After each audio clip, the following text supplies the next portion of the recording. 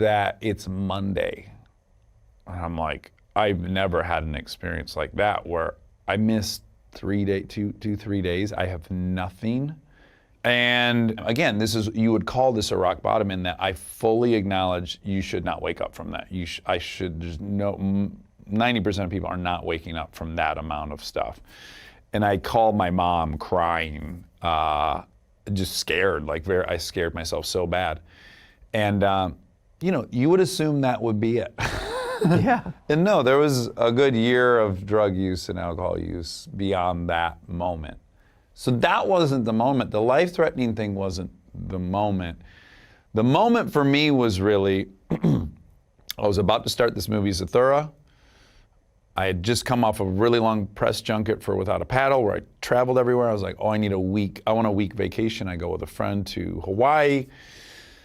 I try to buy coke. I end up buying crystal meth. Well, the hell with it. I smoke crystal meth for 2 days. I get in a car accident with some local dude that's on the way to get. It's just a disastrous trip. I'm sick most of the time, and I'm just hammered and doing drugs the whole time. When it's time to leave, I have a layover in San Francisco, Hawaii to San Francisco, then to LA. When I get to San Francisco, I'm so physically sick that I have to go to the bar. I'm like, I have to get some alcohol down. There's no way I'll make it onto this flight to LA. So I go into the bar, but I've been in AA at this point. So I'm terrified someone's gonna see me that knows I'm supposed to be sober. So I am very huddled into the corner of this bar, and I'm just ordering Jack and Diets, and I'm like trying to get a few down so I can get on this flight. I'm so physically ill. And it is the proverbial, there's a mirror right here. And I have this moment where I kind of take stock of my life, and I am about to star in this movie, Zathura. They're paying me a ton of money.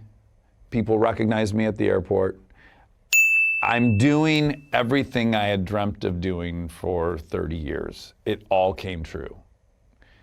And I am the least happy I've ever been in my life. I'm the closest to not wanting to be alive as I've ever been. And I have every single thing on paper that I wanted. And that was a very weird, I feel grateful for this, because I was able to say, oh, something much more profound is broken. Because up to then, I could tell myself, well, if I had money, I wouldn't need to do this. If I was doing the thing I wanted to do, that would solve everything. Yeah.